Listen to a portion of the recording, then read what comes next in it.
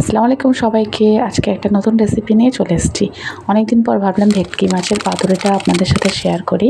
তাই কিভাবে বানিয়েছি আমি সেটা পুরো প্রসেসটা দেখালাম। তাই আমি লিখেও দিয়েছি ইনগ্রিডিয়েন্টসগুলোর নাম আর কী ব্যবহার করেছি সেগুলো দেখিয়ে দিয়েছি কীভাবে ব্যবহার করেছি। তাই ভিডিওটা দেখলে আপনারা পাতুরি ইজিলি বানাতে পারবেন আর খুবই সহজ আর খুবই টেস্টি খেতে। তো ভিডিওটা পুরো দেখে নিন।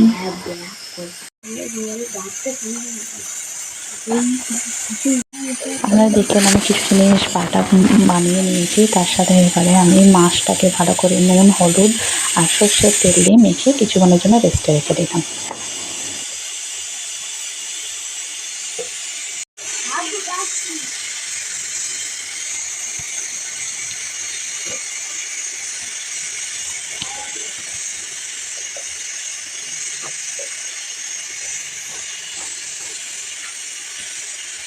তারপরে একটা নারকেলকে কুড়িয়ে নিয়েছি ভালো করে। তারপরে সেটার একটা ফাইন পেস্ট বানিয়েছি, যেটা ওই মশলার সাথেই আমি অ্যাড করে দেব।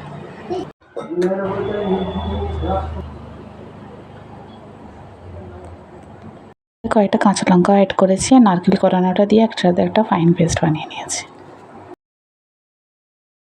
এই পেস্টের সাথে সামান্য হলুদ গুঁড়াও ও সামান্য চিনি দিয়ে দিয়েছি। তার সাথে কম্পালসারি এখানে হচ্ছে অ্যাড করতে হবে আমাদের সরিষার তেল। সরিষার তেল অ্যাড করে ভালো করে এটাকে মিশিয়ে নিতে হবে। একে একে সব মাছগুলোকে দিয়ে দিলাম। তারপরে সব মাছের মধ্যে ভালো করে মশলাগুলোকে ওপর নিচ করে ভালোভাবে মাখিয়ে দিতে হবে। ভালো করে নেড়ে চেড়ে ভালো করে মাখাতে হবে যাতে মশলাগুলো প্রত্যেকটা মাছের মধ্যে ভালোভাবে যায়। মাখিয়ে আরও কিছুক্ষণ রেস্টে রেখে দিলাম। এরই মধ্যে আমি কলা পাতাগুলোকে হালকা করে তাওয়ার উপরে সেঁকে নিয়েছি যাতে ফেটে না যায়। তারপরে একটা করে মাছ এর মধ্যে দিয়ে আমি সেটাকে ভালোভাবে তারপরে একটা লঙ্কা দিয়ে সেটাকে ভালোভাবে মুড়ে দেবো। আপনারা চাইলে সুতোও বাঁধতে পারেন, আর তা না হলে উল্টো দিক করে সেঁকতে দিলে কোনো অসুবিধা হয় না, এতে সুতো না বাঁধলেও চলে। তারপরে কড়াই বা প্যানে আপনারা সামান্য সর্ষের তেল নেবেন যাতে ওর স্মেলটা ভালো আসে।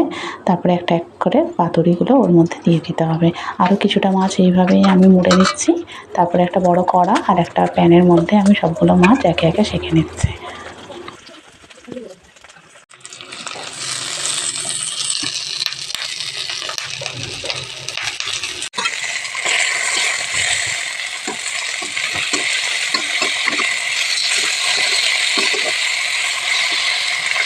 সবগুলো হয়ে গেছে, একটা খুলে দেখাচ্ছি কীরকম হয়েছে। ভেতরে পুরোপুরি সেদ্ধ হয়ে গেছে, দেখতে তো দারুণ লাগছে, দেখেই বুঝতে পারছেন খেতেও খুব ভালোই হয়েছিল। তাই একবার হলেও ট্রাই করবেন। এই একই প্রসেসে আপনারা রুই মাছেরও বানাতে পারেন বাড়িতে। ভেটকি মাছ দিলে কাঁটা থাকে না, তাই বেশি ভালো লাগে খেতে।